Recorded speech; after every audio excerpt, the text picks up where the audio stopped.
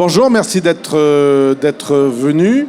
Ou peut-être que vous avez vu qu'il y a des places assises, vous êtes posé là en attendant pour passer le temps, je ne sais pas. C'est pas l'arrêt du bus, hein, c'est pas le. Ok.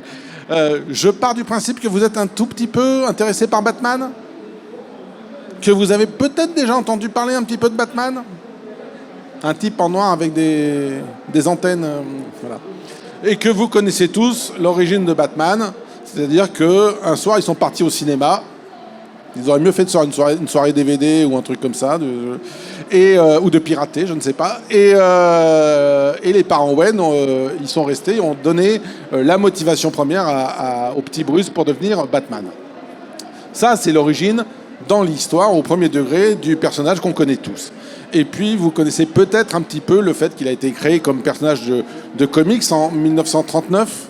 Là, je commence à m'aventurer peut-être dans des terrains que certains d'entre vous connaissent plus ou moins. Non? Voilà. Et moi, j'ai trouvé intéressant de vous expliquer comment le personnage s'est construit, à partir de quoi, et comment il n'est pas arrivé de nulle part. Pour la petite histoire, on va commencer peut-être par parler un petit peu de comment ce personnage est arrivé dans les comics de manière structurelle. C'est-à-dire qu'après le succès de Superman, un dessinateur qui s'appelait Bob Kane s'est dit je vais faire un peu le même. Et il a créé un personnage rouge et bleu. En gros, vous renversez les couleurs de Superman et vous avez ce personnage-là. Et comme Superman commençait un petit peu à faire des bons partout, lui a appelé son personnage Batman, lui a collé des ailes dans le dos avec des armatures, des ailes noires. Il a été voir les éditeurs de DC Comics en leur disant prenez-le moi. Et les éditeurs lui ont dit non, c'est pas possible. Si on te le prend, on va avoir des problèmes avec nos auteurs de Superman qui vont tous voir que c'est le même personnage et c'est pas possible. Et donc le gars, mais c'est pas mal, repropose-nous d'autres choses.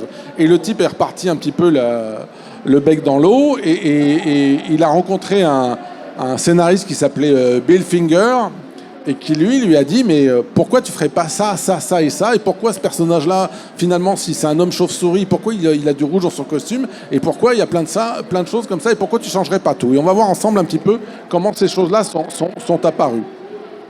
Il faut savoir aussi qu'à l'époque, je vous parle de 1939, on s'embarrassait pas trop avec des questions de propriété intellectuelle, reconnaissance des auteurs.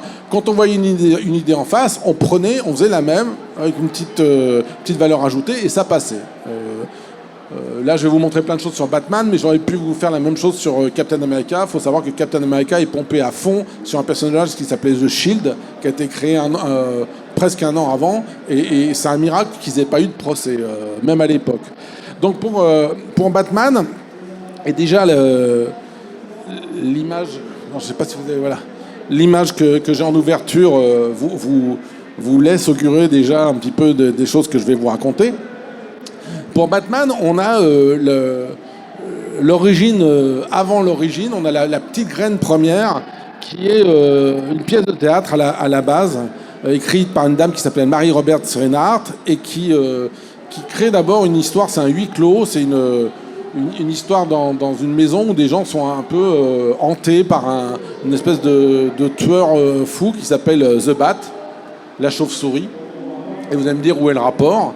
Et donc ce truc-là a un gros succès au début du XXe siècle, d'abord en pièce de théâtre, et comme la pièce de théâtre fonctionne très bien, on va... alors voilà le bat de la version théâtre, qui devient donc un film en 1926 par Roland West. Et vous allez me dire, il y a le totem de la chauve-souris, mais il n'y a pas un rapport évident avec le Batman que vous aimez tous. C'est un gros succès au cinéma, ce film muet, et qui raconte donc comment une sorte de serial killer qui s'appelle la chauve-souris terrorise les gens qui sont dans une maison. Et ce type est habillé d'abord de manière un petit peu classe, pas vraiment Batman des comics, mais on va progresser. Et comme le film a un super succès, très vite ils vont faire un remake 3-4 ans plus tard avec un peu plus de moyens. Et ce remake s'appelle The Bat Whispers. Si vous avez un ordinateur, si vous avez Internet ou un téléphone, vous pourrez, après cette conférence, et pas pendant, parce que sinon ce serait mal poli, Vous pourrez aller voir sur YouTube, il y a quelqu'un qui a fait un montage de The Bat Whispers avec la musique du Dark Knight de Christopher Nolan. Et alors bien entendu, c'est noir et blanc, c'est rococo, tout ce que vous voulez, c'est bluffant. C'est juste bluffant, c'est-à-dire que le type est pas tout à fait habillé comme Batman, c'est vraiment un encagoulé, et le mec gesticule avec une espèce de cape qui fait les ailes, et c'est bluffant. C'est-à-dire qu'on voit vraiment tout le truc. Le créateur de Batman, le comics, c'est-à-dire le Bob Kane dont je vous parlais tout à l'heure, après coup, il a toujours expliqué que quand il s'était inspiré quand il avait créé le costume définitif de Batman, ou le costume classique, on va dire, il s'était inspiré des dessins de Léonard de Vinci, et en particulier d'un prototype d'avion avec des ailes comme ça. Alors, l'avantage de dire ça, c'est que Léonard de Vinci étant mort depuis des siècles, et c'est pas d'arriver en disant vous me devez de l'argent et il n'y a pas de souci. Mais en fait, le vrai truc, c'est qu'on retrouve carrément, il y a des plans du film de The Bat Whispers qu'on retrouve pratiquement tel quel dans les premiers épisodes de Batman. Il y a en particulier un plan où le tueur chauve-souris ouvre une porte, enfin il ouvre une porte-fenêtre, et vous avez le même plan, je crois, dans le deuxième épisode de Batman, où on voit vraiment que c'est pas là par hasard, quoi. Et puis cette popularité de la chauve-souris noire fait que dans le milieu des années 30, il y a ce qu'on appelle les pulps. Les pulps sont des romans de gare, des magazines littéraires assez bon marché, écrits à la chaîne. Et comme je vous l'expliquais tout à l'heure, quand on voit un truc cool qui marche, on se dit on va faire la même chose. Et donc il y a un magazine littéraire policier qui s'appelle The Black Bat, Detective Mysteries, où on va inventer un personnage qui est directement décortiqué de ce serial dont je viens de vous parler tout à l'heure. Alors donc on a déjà eu une pièce de théâtre qui est devenue un serial, puis qui là est un peu piraté pour devenir un magazine littéraire. Et ce Black Bat là, vous le voyez sur la couverture, et vous allez me dire qu'il commence à vous faire penser à quelque chose. Je pense. Si je lui rajoutais 2 petits triangles noirs sur la tête pour capter un peu le téléphone ou je sais pas quoi, ou s'il avait un machin sur la poitrine qui ressemblerait, je sais pas quoi, une sorte d'étoile de mer ramassée, vous me diriez, voilà. Ce personnage-là, il va être super populaire à l'époque. Nous, aujourd'hui, on l'a complètement oublié, mais je crois qu'il y a pratiquement un roman qui paraît par mois à l'époque. Et en particulier, donc la version costumée, c'est 1939. 34, c'est le détective qui apparaît comme ça, et le look que je suis en train de vous montrer, c'est en 39. D'où un petit problème d'ailleurs. Ce personnage-là, à partir de 39, il a un épisode par mois, et je crois ses aventures continuent jusqu'en 52, y compris en Allemagne. Ne me demandez pas pourquoi, il était vraiment très populaire. Donc on ne parle pas d'un petit personnage qui serait paru dans un coin, une sorte d'anecdote, et puis voilà. Ce perso-là, il est vraiment très populaire à partir de 39. Les lecteurs de Pups le connaissent, enfin il n'y a pas de problème. Sauf qu'on est en 39. Et en 39, il y a le Batman des comics dont je vous ai parlé qui sort au même moment. Et tout bonnement, comme les deux sont inspirés du serial muet que je vous ai montré tout à l'heure, et sont partis un petit peu dans la même direction, eh ben, ils se trouvent avec un problème. À peu près au même moment, à quelques semaines d'écart, vous avez la BD qui paraît et vous avez ce roman qui paraît. Et ça pose bien entendu un souci. Aucun des deux peut prétendre avoir pompé sur l'autre. Et ils ne peuvent pas non plus avouer qu'ils ont pompé sur le truc d'avant. Donc ils vont s'entendre, et l'éditeur de Black Bat va s'engager à ne pas faire de bande dessinée. Et l'éditeur de Batman va s'engager à ne pas faire de roman. Et pendant des années, il n'y aura pas de roman de Batman à cause de cet accord-là. Ce qui a un côté un petit peu de dire, voilà, tu ne viens pas m'embêter, je te fais pas de procès, je t'embête pas, voilà. Et il y aura plein de choses qui vont quand même, qui vont être perméables, qui vont passer de ce roman-là à la BD, mine de rien. On va voir ensemble pourquoi. Donc le héros qui s'appelle Black Bat, il s'appelle dans la vie de tous les jours, il s'appelle pas Bruce Wayne, rassurez-vous, il s'appelle Anthony Quinn. Il n'y a aucun rapport avec un acteur hollywoodien qui est un homonyme. Et ce Tony Quinn, dans le civil, il a la particularité d'être un procureur. Alors, c'est des origines très différentes de Batman, mais qui vont quand même vous paraître familières. C'est un procureur qui, alors qu'il est en train de faire un procès à un gangster de la ville, et ben, il est attaqué, il se prend du vitriol sur le visage. Et à cause de ça, il devient aveugle. Et il découvre, suite à une opération chirurgicale pour essayer de lui sauver la vue, il découvre qu'il peut voir dans le noir. Et donc c'est pour ça qu'il prend ensuite ce totem de chauve-souris, puisque les gens le considèrent comme aveugle, ils ne peuvent pas imaginer qu'il est en fait secrètement la chauve-souris noire. Et grâce à ça, les soirs, il peut rendre la justice sans s'encombrer des problèmes de tribunaux et de choses comme ça. Donc le Black Bat, il n'a pas les deux oreilles de chauve-souris sur la tête, mais quand même, en termes de cap, en termes de choses comme ça, il y a plein de choses. Et il y a plein de points communs avec l'univers du personnage. C'est-à-dire que, indépendamment de ce qu'on peut trouver ou pas comme ressemblance au costume, c'est-à-dire que déjà à l'intérieur, vous pouvez voir qu'il ne ressemblait pas tant que ça. Sur les couvertures, il ressemblait énormément à Batman, à l'intérieur, c'est autre chose. Mais il y a plein de choses en commun dans la manière de gérer les super vilains, les criminels qu'affrontent les deux personnages. Mais au début, officiellement en tout cas, il y a cet accord qui fait qu'ils sont engagés à s'ignorer mutuellement. Alors, Batman s'est engagé à ne pas pomper sur Black Bat, mais ça ne veut pas dire que l'éditeur lui-même, il ne peut pas un peu aller truquer comme ça. Et donc l'éditeur de DC Comics, l'éditeur qui fait Batman, va inventer comme par hasard un personnage qui s'appelle le Dr Midnight. Le Dr Midnight, c'est un docteur, comme son nom l'indique, qui est défiguré qui est victime d'un accident, qui perd la vue. Eh bien, figurez-vous, grâce à cet accident et grâce à une opération chirurgicale derrière, il se rend compte qu'il peut voir dans le noir. Et donc, grâce à ça, Batman n'a pas copié le Black Bat, mais ils ont fait un autre personnage qui ressemble énormément au Black Bat. Et en fait, c'est vrai que si vous prenez Dr Midnight et que vous le coloriez en bleu, vous avez le personnage que je vous ai montré tout à l'heure. Donc on voit bien qu'il y avait une vraie volonté d'aller sur ce terrain-là, et puis on n'a pas le droit de faire ci, donc on va passer par là. Et puis, il y a d'autres choses. C'est-à-dire que je vous ai raconté l'origine du Black Bat, qui est un procureur, qui est attaqué pendant un procès. Et ça, vous avez pratiquement la même scène dans les origines de Double Face, de Two-Face, l'ennemi de Batman, qui à la base est un procureur de Gotham City. Pendant un procès, pendant qu'il est en train de poursuivre un gangster de la ville, il est attaqué par le type qui lui balance du vitriol à la figure. Alors la différence, c'est qu'il ne devient pas aveugle, il est défiguré, il devient en plus criminel. Mais toute cette scène-là de l'attaque au tribunal, elle est à peu de choses pompée sur les débuts de Tony Quinn quand il devient Black Bat.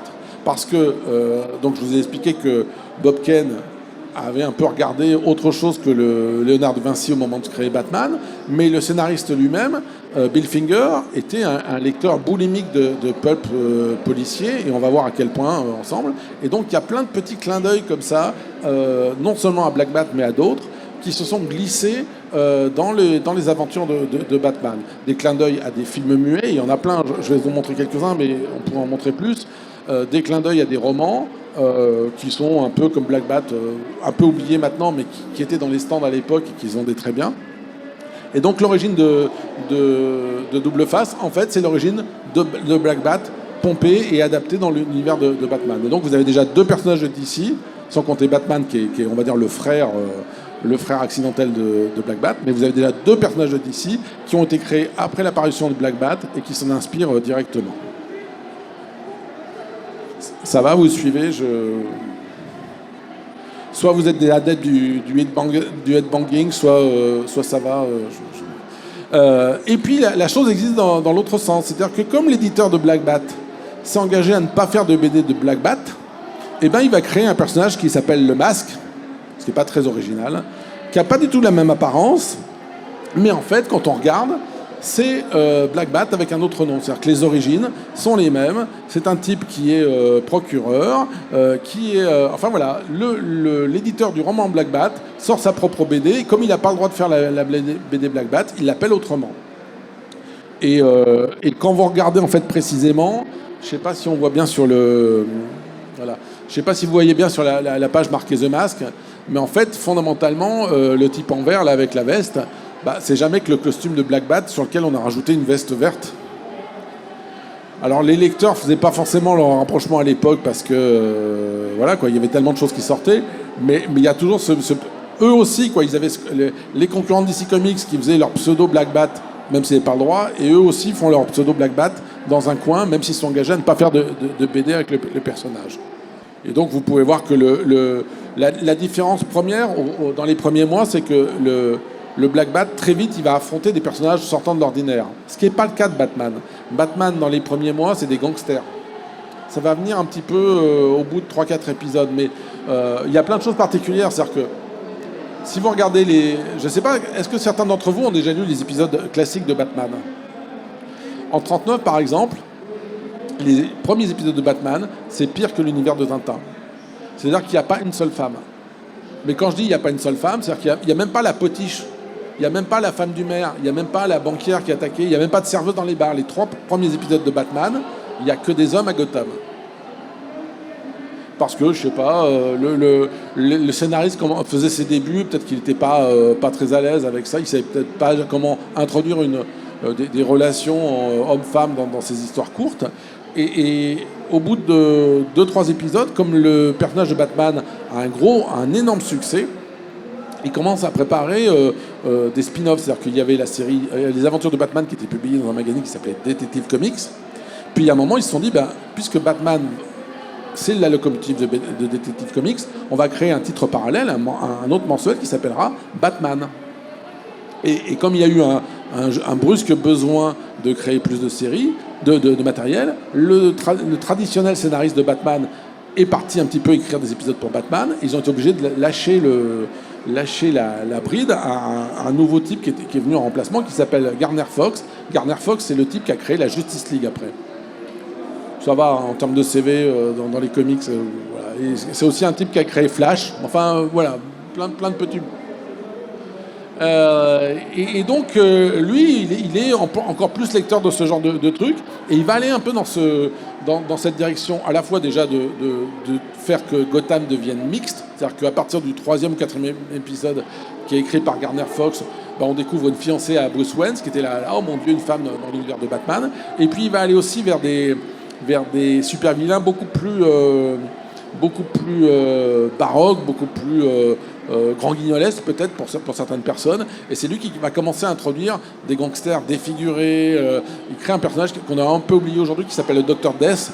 Le Dr Death, c'est un serial killer qui au bout de 2 épisodes se retrouve défiguré dans un incendie et dont le visage a l'apparence d'un crâne vert. Bon, le crâne vert, vous changez la couleur après, vous avez vite compris qu'il a inspiré aussi d'autres personnages dans les comics. Et Garner Fox était lui aussi un lecteur compulsif de ce genre de littérature-là.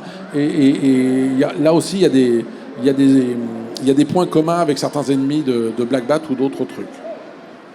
Black Bat, il a continué à avoir sa propre carrière. Et tout à l'heure, je vous disais qu'il avait continué au moins jusqu'en 52, je crois, d'avoir des romans, et vous allez avoir en 59 encore des remakes, non pas de Black Bat au cinéma, mais du serial dont je vous ai montré tout à l'heure le truc. Donc c'est vraiment la généalogie de Batman, elle ne s'arrête pas au seul Batman, et il a des frangins, des cousins au cinéma, dans les romans. Et comme en gros, même à cette époque-là, même en 59, c'était pas trop jouable, de faire des procès. Quand vous arriviez pour faire un procès et que vous étiez éditeur de BD, les juges ne vous regardaient pas sérieusement. Vous vouliez faire un procès pour une BD. Donc il y a quelques histoires un peu célèbres. Il y a un personnage que vous connaissez sous le nom de Shazam. Vous avez peut-être vu le film. À l'époque, à l'origine, c'est un concurrent de Superman. Il y a eu un procès qui a opposé les 2 éditeurs. Et là, ça a chauffé très, très fort entre les deux. Mais globalement, c'est très rare ce genre d'histoire. La plupart du temps, il n'y avait pas de procès pour des histoires de propriété intellectuelle pour la bande dessinée, parce que les juges, déjà, regardaient mal les comics. Ils trouvaient que ça encourageait les gamins à devenir criminels ou des serial killers. Et on voit tous aujourd'hui qu'on est tous devenus... Et donc, en fait, il n'y avait pas tellement de procès pour ces histoires-là, et c'est ce qui a permis aussi à tous ces personnages-là de pulluler sans qu'il y ait vraiment quelqu'un qui s'intéresse à ce qui se passait. Même de nos jours, vous pouvez voir l'accord a volé en éclats, l'accord qui empêchait que le Black Bat ait ses propres aventures en bande dessinée. Et de nos jours, il y a des éditeurs modernes qui continuent. Alors là, pour le coup, le Black Bat des romans est complètement oublié, mais ils ont bien conscience qu'en faisant une bande dessinée Black Bat, on peut tirer un petit peu parti de la notoriété de Batman. Et donc voilà un peu le truc. Mais le personnage, finalement, n'est pas oublié, continue d'opérer. Il y a une autre inspiration majeure de Batman qui s'appelle le Fantôme Détective. Le Fantôme Détective, il vient de ces romans des années 30 que je vous ai montré tout à l'heure. Et lui, c'est pas vraiment l'apparence. Encore que je vous parlais du premier ennemi, le premier super ennemi de Batman qui s'appelle Dr. Death et qui a un crâne vert. Si vous regardez la couverture du Fantôme Détective tout de suite, ça vous inspire quelque chose. Le Fantôme Détective ressemble pas tellement à Batman visuellement. Vous pouvez voir que c'est un type avec un haut de forme. En gros, si vous lui enlevez la cape, en dehors d'un côté rétro, il n'a rien d'extraordinaire. Mais par contre, dans le fonctionnement, ce justicier masqué, il a tout du fonctionnement de Batman. C'est-à-dire que la police le prévient quand il y a des crimes qui ne peuvent pas élucider, et il y a un grand signal qui s'allume au-dessus de l'horloge de la ville. Donc tout le fonctionnement structurel, toute une partie du rapport des liens entre Batman et les autorités, vous pouvez faire un copier-coller du Fantôme Détective. Vous pouvez faire des choses comme ça, et c'est carrément pratiquement la même chose. Bill Finger, qui était le scénariste originel de Batman, il s'est beaucoup inspiré aussi d'un personnage qui s'appelle le Shadow. Et le Shadow, en particulier, il y a un roman, c'est un personnage de roman donc, et de film, et il y a des paragraphes entiers d'un roman du Shadow qui se retrouvent dans le premier épisode de Batman. Le premier épisode de Batman, c'est un Batman qui enquête sur des meurtres dans une usine chimique et qui se retrouve prisonnier sous une grande cloche de verre, donc ça n'arrive pas à tout le monde non plus. Voyez pas ça dans les aventures de Sherlock Holmes. Enfin voilà, c'est pas un truc commun. Et vous avez pas par pas la même enquête, et vous avez le même truc du tube de verre où Batman manque, et donc le Shadow manque de se faire asphyxier. Il y a plein de choses comme ça. Et donc autant avec le Black Bat, on avait un frangin synchrone avec Batman, autant avec le Fantôme Détective, on a vraiment d'abord un personnage qui prédate parce qu'il date des milieu des années 30, et où il y a vraiment la structure. Voilà, ce personnage-là, pour être repeint, déguisé en chauve-souris, vous auriez dans les romans, si vous lisiez les romans du Fantôme Détective, où on aurait barré Fantôme Détective, où on mettrait Batman, vous y verrez que du feu, parce que vous avez toute la logique du riche milliardaire qui veut aussi faire régner la justice dans sa ville. Et c'est pas tout. C'est pas tout, parce que y a aussi dans les années 30 un personnage qui s'appelle le Whisperer. Le Whisperer, c'est un justicier pareil des pulps. Alors lui, c'est un maître du déguisement qui donc peut remodeler son visage pour prendre n'importe quelle apparence. C'est un petit peu le caméléon, l'ennemi de Spider-Man avant l'heure, pour ceux qui le connaissent. Et si vous avez bon Dieu, vous avez vu sur la couverture qu'il y a un nom qui paraît amplement voisin. C'est-à-dire que ce personnage-là de roman, et qui date des années 30, donc avant Batman, c'est le commissaire James Gordon. Et quand Bill Finger a créé son Batman, le premier épisode, vous avez le commissaire Gordon, qui est déjà un pote de Bruce Wayne et qui n'est pas dans la confidence de Batman, qui n'est pas la double identité, mais la petite allusion qu'avait mis le petit clin d'œil qu'avait mis Bill Finger dans ses premiers épisodes, c'est qu'en fait, le commissaire James Gordon, pour lui, c'était un justicier à la retraite. C'est-à-dire que c'était un type qui avait eu ses propres aventures dans les années 30, et en plus, cette couverture-là, si on regarde la couverture, en plus, le jeune commissaire James Gordon des romans Whisperer, il a un furieux air de Bruce Wayne. Je ne sais pas si vous voyez. Mais voilà, c'est pas un simple homonyme. Le mec, il est commissaire, Gordon, il a des aventures. La nuit, il ressort un peu pour coffrer des mecs et tout ça. Et en fait, quand vous lisez les aventures de Batman, vous lisez ce truc-là. Le petit clin d'œil qu'avait Bill Finger dans son histoire, c'est que le commissaire Gordon ne réalise pas que Bruce Wayne est Batman, mais finalement, Batman ne réalise pas que ce commissaire Gordon, il a eu une vie avant. Alors, au niveau des droits, c'est un peu à nouveau tout comme ça, parce que c'était pas le même éditeur, c'était bien entendu pas le même auteur, et Bill Finger a pris son commissaire Gordon et l'a casé là. Voilà. De nos jours, ça pourrait pas exister ce genre d'emprunt. C'est pareil, je pense qu'il y aurait un problème, il y aurait un petit problème légal. Le Joker, vous avez jamais entendu parler?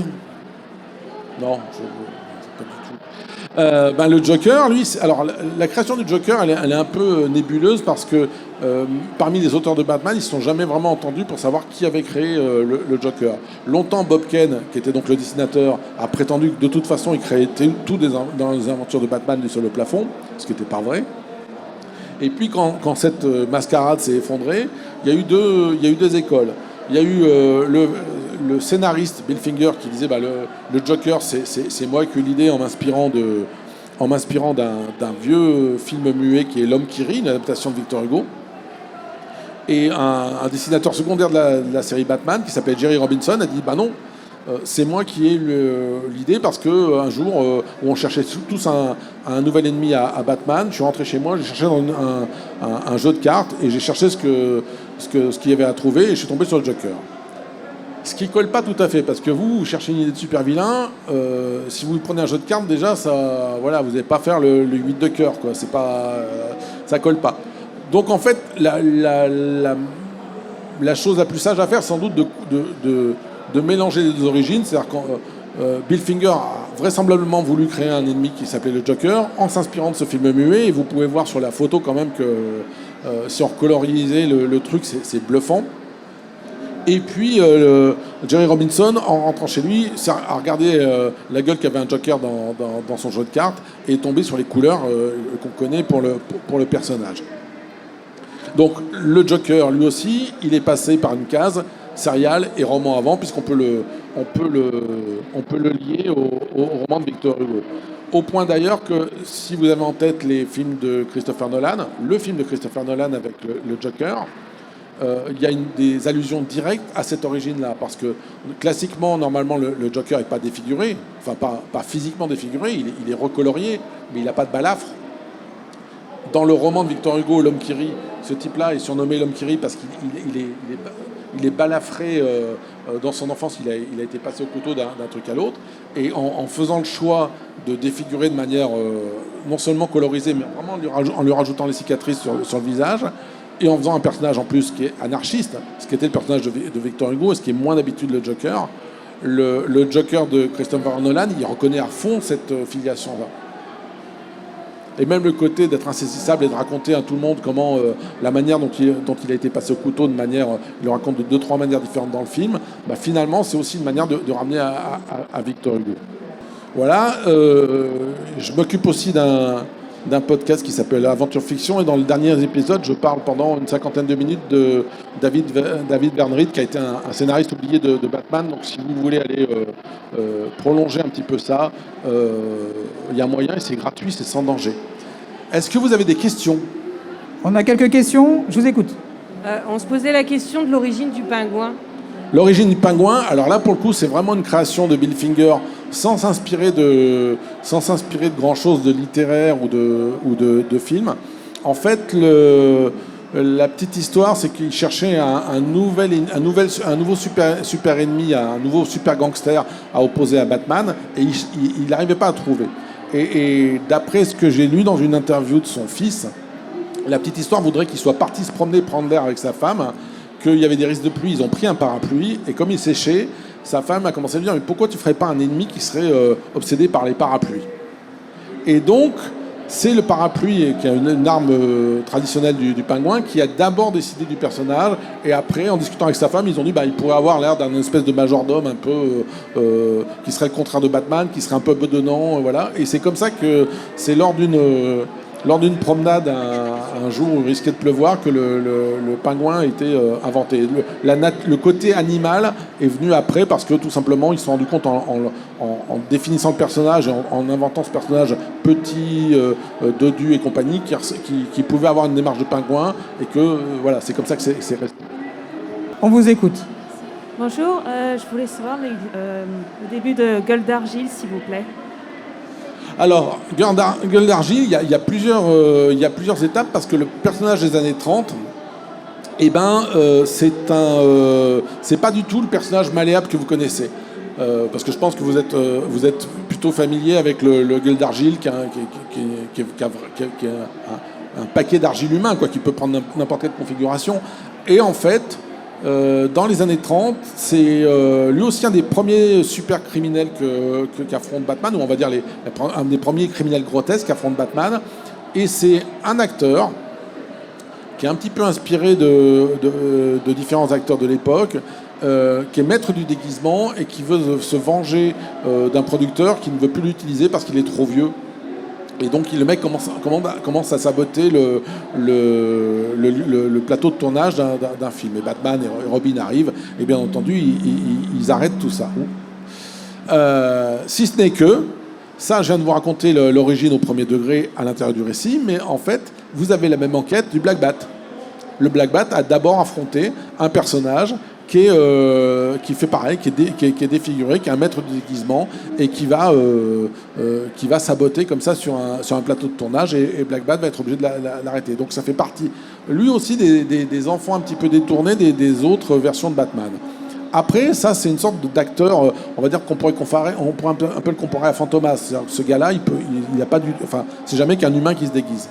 Et dans les années 60, quand il s'agissait de moderniser un petit peu les personnages de Batman, les ennemis de Batman, et qui finalement ils se sont rendus compte qu'il n'y avait pas tant d'ennemis que ça, qu'on avait vite fait le tour, ils ont créé un nouveau Geldargil qui, là, pour le coup, a des super pouvoirs. Alors ils ont inventé une histoire complètement à dormir debout. C'est un type qui fait de la plongée, qui est exposé à une espèce de substance qui est sous Gotham depuis des millions d'années, et grâce à ça le mec peut prendre n'importe quelle apparence. Et ce Geldargil des années 60 en plus, c'est pas forcément un personnage qui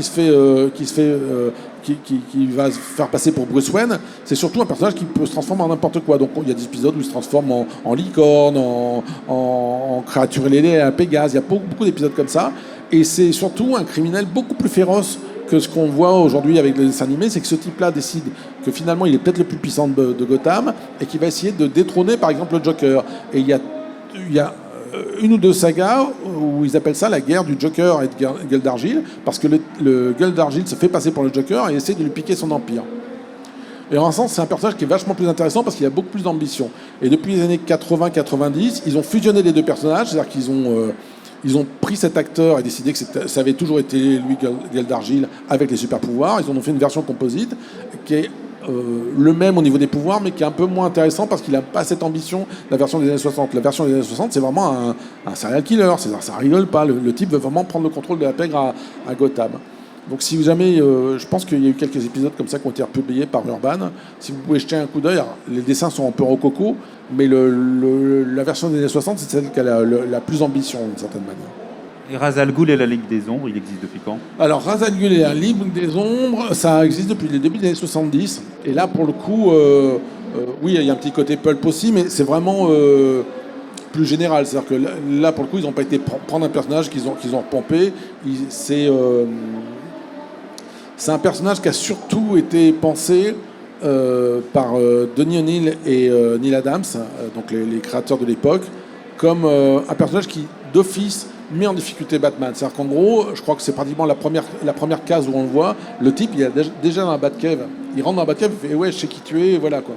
Et c'est là où on a plein d'ennemis de Batman qui sont des ennemis à gadgets ou à passion particulière. Vous avez des types qui posent des devinettes, qui vont poser tout le temps des devinettes. Vous avez un type omnibulé par les parapluies qui va toujours utiliser... voilà.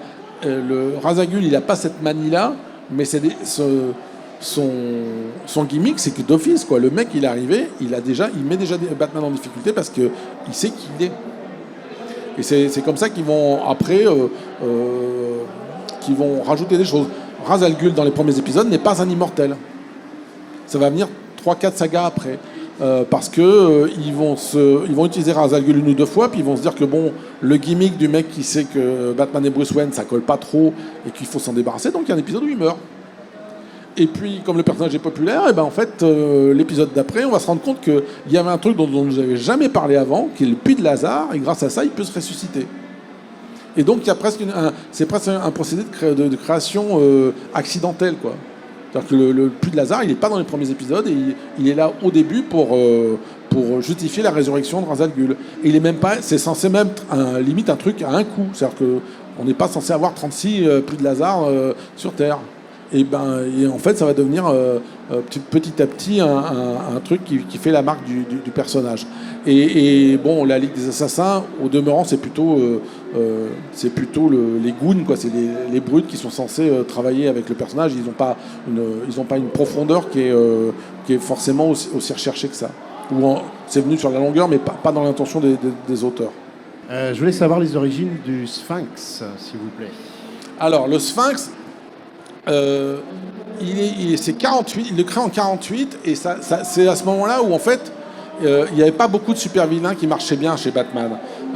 Même à l'époque, Catwoman, quand vous relisez vraiment la série dans l'ordre, elle n'est pas si populaire que ça. Elle vient, il y a peut-être une apparition de Catwoman tous les ans et demi, alors qu'il y a 3-4 séries parallèles de Batman, ce qui est pas énorme. Le Joker revient beaucoup, et un peu le Pingouin, et il y a très peu d'autres super vilains que ça. Et donc ils ont eu l'envie de tester d'autres personnages à passion. Par exemple, il y a un personnage qui n'a pas du tout marché qui s'appelle Checkmat, et qui donc est basé sur les échecs. Et il y a le Riddler, donc le Sphinx dans la traduction française. Le Riddler, c'est un type qui pose des devinettes, et c'est une sorte de sous-Joker à la base. Et il n'a pas marché à l'époque. En 48, il fait une apparition, je crois qu'il fait une deuxième apparition pas longtemps après, et il marche pas. Enfin, les auteurs ne trouvent pas qu'il est très intéressant. C'est comme l'épouvantail. L'épouvantail, c'est pareil. Il fait 2 apparitions dans les années 40, et puis paf. Et au moment où ils ont commencé à parler de la production de la série Batman des années 60, la fameuse série télévisée un peu kitsch. Ça va, vous suivez, vous la connaissez celle-là? Non? Pareil, vous irez voir avec le téléphone, on va le dire gentil, qui est kitsch, mais volontairement kitsch, qui a plusieurs degrés de lecture, et elle est, quand on sait que fondamentalement c'est un peu fait volontairement, c'est sympa à voir. Et donc, quand ils ont commencé à produire cette série télé, il leur fallait un certain nombre d'adversaires qui n'étaient pas des gangsters qui fassent peur. Il leur fallait plutôt des personnages à manie, des personnages qu'on puisse symboliser facilement, avec des costumes, des gadgets. Et donc, c'est à ce moment-là qu'en prévision de cette série télévisée, l'éditeur DC Comics a réintroduit pas mal d'ennemis de Batman. C'est à ce moment-là, d'ailleurs, que Catwoman a été récupérée pour cesser d'être un personnage qui venait un peu tous les X années. Et là, elle est vraiment redevenue un personnage principal de l'entourage de Batman. C'est à ce moment-là qu'ils ont réintroduit l'épouvantail, et puis donc le Riddler, parce qu'il fallait de la chair à canon, parce qu'ils ne pouvaient pas mettre le Joker dans tous les épisodes de la série télévisée. Et c'est à partir seulement des années 60 que des personnages comme l'épouvantail, le Riddler, enfin le Sphinx, quoi, et Catwoman sont vraiment devenus des grands pontes de la pègre de Gotham. Eh bien voilà, merci beaucoup Xavier d'avoir répondu aux questions de notre public. Merci pour cette conférence très intéressante.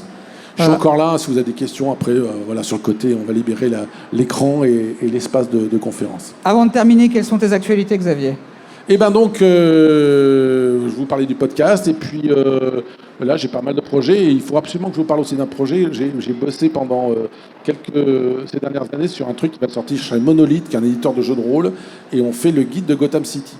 C'est-à-dire qu'on a relu 80 ans de Batman pour noter, pour savoir combien il y a de pièces dans le manoir Wayne, tous les secrets de la Batcave et trucs comme ça. Et je pense que ça va être mis en diffusion cette année chez Monolith. Et si Batman vous intéresse un peu, on s'est donné beaucoup de peine pour replonger dans le truc. J'ai plein de projets. Je viens d'annoncer que je récupérais un magazine qui s'appelle Strange, qui a longtemps guidé les amants de comics des lecteurs français, et puis plein de choses, voilà. Mais globalement, suivez le podcast, et puis vous aurez l'essentiel.